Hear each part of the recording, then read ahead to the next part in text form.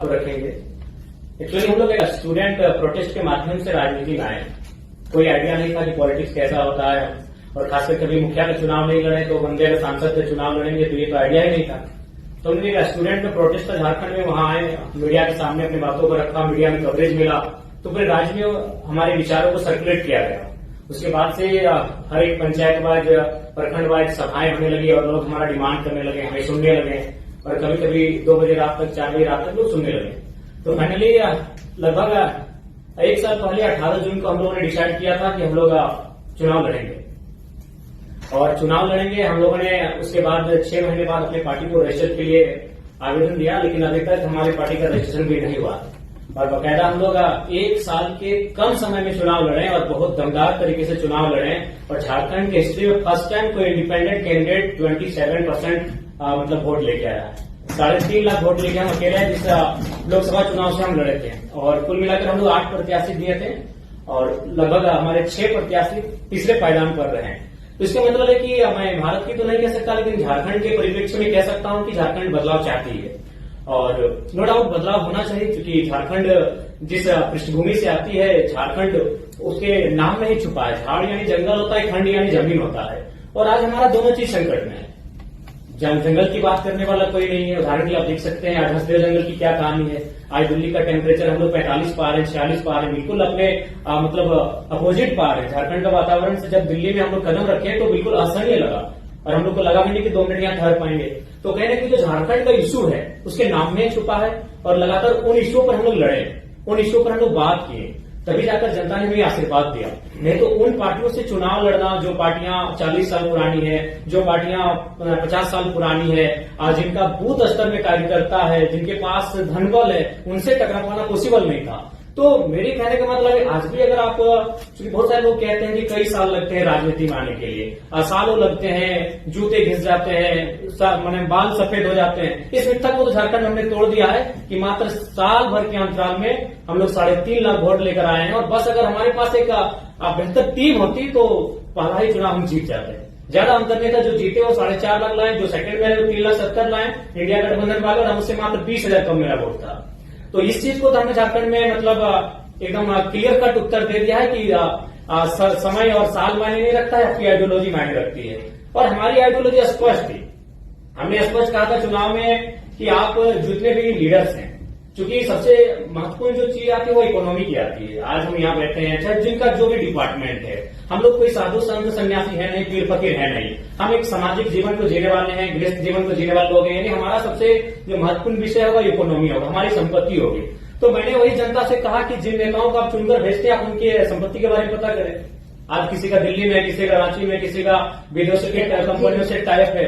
एक आपकी बात बढ़ते भी है, इतना यूथ भी है, तो उसके बारे में आपको क्या लगता है? मेरी भी आशा है कि आप जैसे और लोग चुनाव जीते। हमें जरूरत है, इस बार सिर्फ 7 इंडिपेंडेंट कैंडिडेट हैं, हमें चाहिए कि एक स्ट्रांग डेमोक्रेसी के लिए और आए, क्योंकि आप मुद्दे उठा रहे हैं जो रेलेवेंट मुद्दे हैं।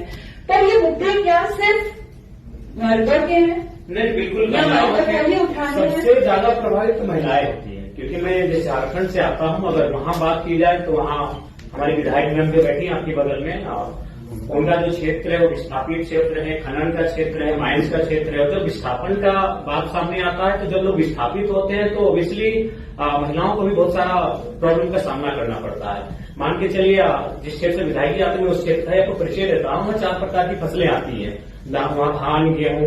तो महिलाएं जब अगर विस्थापित ना होती है, क्योंकि झारखंड में अगर बात करें तो आपको विस्थापन की बात करनी होगी, आपको माइंस की बात करनी होगी। जो लोग यहाँ बैठे हैं और इसलिए आप झारखंड को जानते हैं मिनरल्स के लिए, और नो डाउट हम लोग देते हैं 27% कोयला देते हैं, और 40% खरीद देते हैं। तो अगर हम विस्थापन जब ना होता है तो उस समय महिलाओं की भागीदारी होती है, खेती के माध्यम से हो, साग सब्जी के माध्यम से हो, यानी महिलाओं की परस्पर भागीदारी होती है। अगर पुरुष खेत को जोतने का काम करते हैं तो महिलाएं वहां धान उगाने का काम करती है, उसको रोपने का काम करती है, और फिर महिलाएं जब धान को काटती है तो पुरुष को खेत कर लेकर आते हैं। यानी 50-50% होता है। जब खेत हमारे पास होते हैं तो हमारे पास जो महिलाओं की भागीदारी होती है 50% होती है। लेकिन जब उस क्षेत्र से हम विस्थापित कर जाते हैं, वो क्षेत्र जब गवर्नमेंट किसी परियोजना के लिए ले लेती है तो महिलाएं शून्य हो जाती है, उनके हाथ कट जाते हैं। तो लाइक जब हम लोग न्यू झारखंड की बात करेंगे तो महिलाएं ऑब्वियसली बहुत भारी संख्या में होंगी। और इस चुनाव में हमारे पास जो मेरा वोट बैंक रहा 3.5 लाख, उसमें अगर रेशियो भी देखा जाए तो 60% यूथ थे, बाकी 40% महिलाएं थी।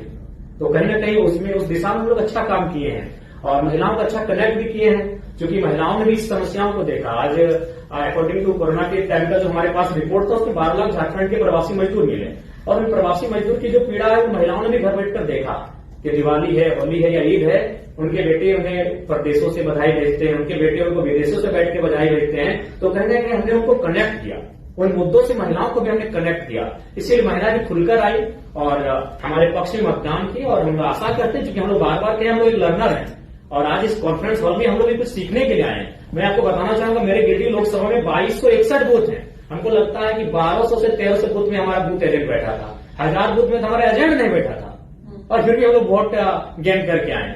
तो हम लोग ऑब्वियसली लर्नर पीरियड में है और चीजों को जब हम लोग सीखेंगे और जब इस प्रकार दिल्ली में बैठकर, महाराष्ट्र में बैठकर अन्य प्रदेशों के जाके कॉन्फ्रेंस में बैठेंगे, सेमिनारों में, संगठनों में हम लोग भाग लेंगे और उन चीजों को जब हम लोग सीख कर जाएंगे, कुछ परिपक्व होकर जाएंगे, तो अपने झारखंड में निसंदेह उसका इम्प्लीमेंट करेंगे और बेहतर करेंगे। हम आशा है कि आज जो प्रबुद्ध लोगों के बीच हम बैठे हैं, जब इनसे हम कुछ सीख कर जाएंगे तो आने वाले झारखंड में विधानसभा चुनाव नवंबर में हम लोग बेहतर करेंगे। और अखबार की सुर्खियों ने भी संदेश दिया है, हम लोग बेशक चुनाव हारे हैं, लेकिन आज 4 दिन से लगातार अखबार की सुर्खियों में यही रहा कि जयराम महतो हार के भी झारखंड के राजनीति के नायक बने। और बकायदा नेशनल न्यूज में हमें स्थान मिला, द हिंदू में स्थान मिला, द ललित भी गई हुई हमारे इंटरव्यू के लिए। और यही नहीं, बाकी जो नेशनल पार्टियां हैं जिनका सिंबल है वो भी अब हम लोग से टाइप करने के लिए इंटरेस्ट जता रहे हैं। हमने स्पष्ट कह दिया है कि आपकी आइडियोलॉजी हमसे मैच नहीं खाते, हम लोग न्यू पॉलिटिक्स करेंगे, क्योंकि आज हम लोग सिद्धांतिक पॉलिटिक्स की बात करने आए हैं, तो सिद्धांत से कोई समझौता नहीं होगा। 2 चुनाव और हारेंगे, 4 चुनाव और हारेंगे, नहीं जीतेंगे। हमारी जो नई पीढ़ी आएगी वहां से शुरुआत करेगी जहां से हम लोग छोड़ के जाएंगे, लेकिन सिद्धांत से कोई समझौता। थैंक यू जयराम जी। मेरी एक रिक्वेस्ट है, झारखंड के चुनाव आपकी पार्टी में, आपके मंच में महिलाओं का, और अगर उसमें हम कोई भी मदद कर सकते हैं, मुझे पता है हर कोई मदद करना चाहेगा, क्योंकि कभी भी कुछ नया शुरू होता है तो आशा का भी जन्म होता है।